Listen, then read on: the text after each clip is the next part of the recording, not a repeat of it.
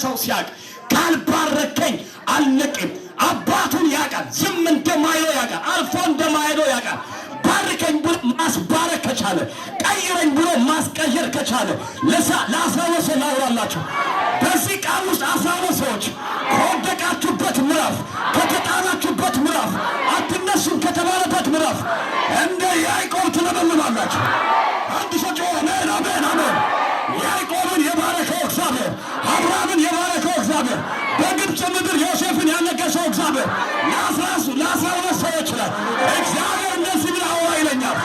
ያለ ልክ አድማሳችሁን አሰፋለሁ፣ ያለ ልክ አከብዳችኋለሁ፣ ያለ ልክ ትነሳላችሁ። እኔ ነኝ ግን ሰው አሜን ይበሉ። ጮኹና ባረካለሁ በሉ። አቤት አቤት አቤት አቤት አቤት አቤት።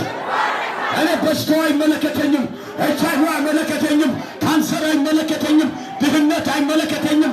ግን አንድ ነገር አምናለሁ፣ ኃጢአቴ ያለ አልፎ የጠራኝ እግዚአብሔር ይበልጣል። ድካሜ ያለ ያየኝ እግዚአብሔር ይበልጣል። በሽታዬ ያለ ያየኝ እግዚአብሔር ይበልጣል።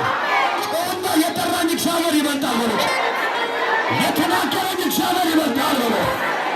ዛሬ በሉት እስኪ ግንቦት 30 ላይ ወደዛ የማያልፍ መከራ አለ፣ የማይሻገር መከራ አለ። ግንቦት 30 ነው በሉት።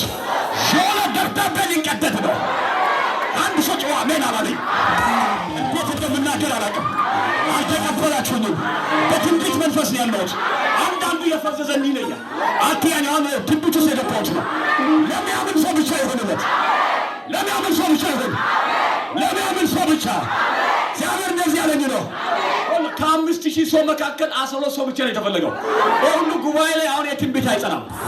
ለሚያምን ለ12 ሰዎች ብዙ ህዝብ ያለ ነው። ያዕቆብን እነ ጴጥሮስን ብቻ ጠርቶ ወደ ተራራ የወሰደው እኔው የምተነብየው ለብዙ ህዝብ አይደለም።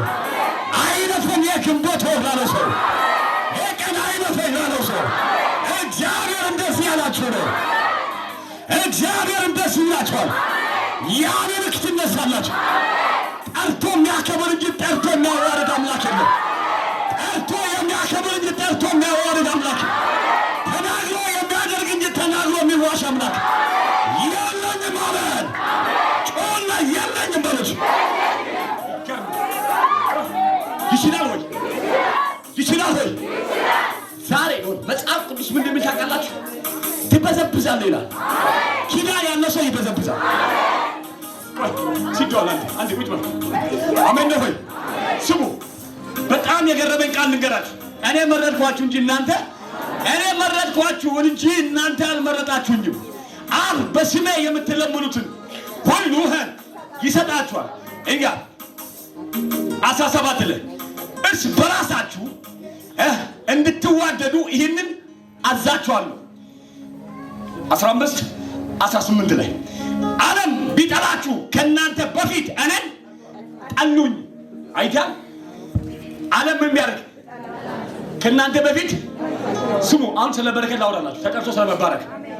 ስማ፣ አንድ መስሪያ ቤት የገባ ሰው 2 ዓመት 3 ዓመት ሲሄድ ወንበሩ ተቀይሯል።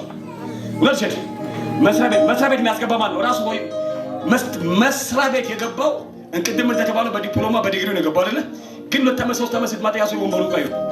አንተም ጴንጤ ሆነ 8 ዓመት 7 ዓመት ድህነት የሚያደርግህ ምን ይሁን? የምን ችግር ነው? 10 ዓመት ድህነት የሚያደርግ መጽሐፍ ቅዱስ በኦሮሜ ምዕራፍ 8 ቁጥር 27 ላይ አስቀድሞ ያወቃቸውን ጠራቸው። ስሙ፣ አስቀድሞ ያወቃቸውን ምን አደረገ? ጠራቸው። የጠራቸውን ምን አደረጋቸው? አቤት አቤት አቤት አቤት። ያጸደቃቸውን ምን አደረጋቸው? ለክብር ነው የተጠራው። ሊያዋርድ ያለው ይዋረዳል፣ ሊያሳፍር ያለው ይሻል፣ ሊያስጨንቅ ያለው ይጨነቃል። ለክብር ተጠርቻለሁ። የጠራኝ ሥጋ ለባሽ አይደለም፣ የጠራኝ ድርጅት አይደለም፣ የጠራኝ እግዚአብሔር ለክብር ጠርቶኛል። ጮና ለክብር ተጠርቻለሁ። አልሰማሁትም። ስሙኝ፣ የጠራቸው እነዚህን ምን አደረጋቸው? አከበራቸው። ለካ ለክብር የተጠራነው። አሜን ትላላችሁ? ለምንድን የተጠራነው? ለክብር። ጮሁና ለክብር ተጠርቻለሁ በሉ። ድገም። ለምን ተጠርቻል? ለምን ተጠርቻል? ከዚህ በኋላ በሉት፣ የኔ ነገር ሁሉ በሉት እየጨመረ ነው የሚሄደው።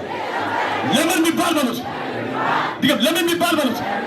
የጠራኝን ጠንቅቄ አውቀዋለሁ። የተናገረኝን ጠንቅቄ አውቀዋለሁ። የሰማሁት ቃል በሉት ትዋረዳለህ አይደለም። የሰማሁት ቃል በሉት ታፍራለህ አይደለም። የሰማሁት ቃል በሉት ትሞታለህ አይደለም። የሰማሁት ቃል ትወርሳለህ ነው። አንድ ሰው ብድግ ብሎ አሜን ይበል። ይችላል ኢየሱስ። ቁጭ በሉ።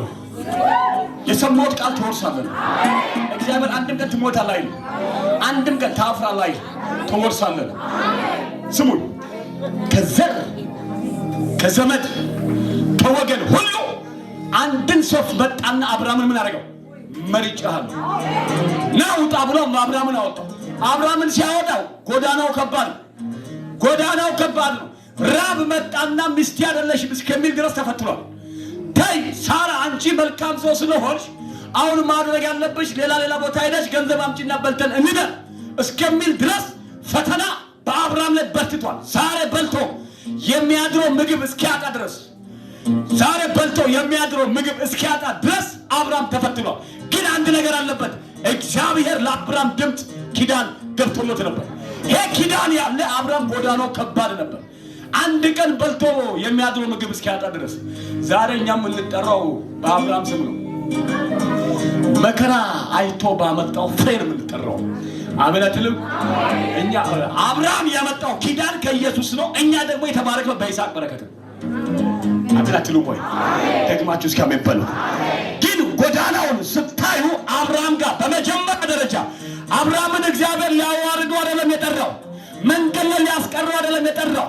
አይታችኋል። አሁንም ዘጸአት 14 ሄዳችሁ ስታነቡ ሙሴን ውጣ ያለው እግዚአብሔር መንገድ ላይ ሊያንከራትት አይደለም፣ በወጀብ መካከል ታምሩን ሊገልጥ ነው።